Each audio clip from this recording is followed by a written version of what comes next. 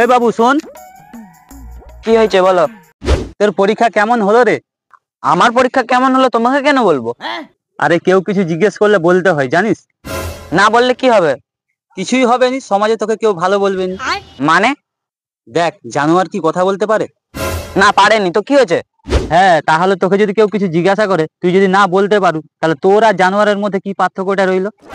ও, তাহলে আমি স্কুলে যে আমার মাস্টার দিদিমণিকে বলে আসি তুমি তাদেরকে জানোয়ার বলছো। এই দাঁড়া দাঁড়া দাঁড়া, আমি ওদেরকে কখন জানোয়ার বললাম? তুমি তো এক্ষুনি বললে। আমি কি ওরকম বলছি? তাহলে কিরকম বলছো বলো?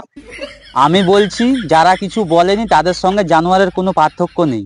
হ্যাঁ, আমরা তো ক্লাসরুমে সবাই স্যারকে জিজ্ঞাসা করলাম, স্যার এটা বলে দিন ওটা বলে দিন, স্যার তো কিছুই বললেননি, স্যার তো শুধু বললো যা যা করবি নিজে কর।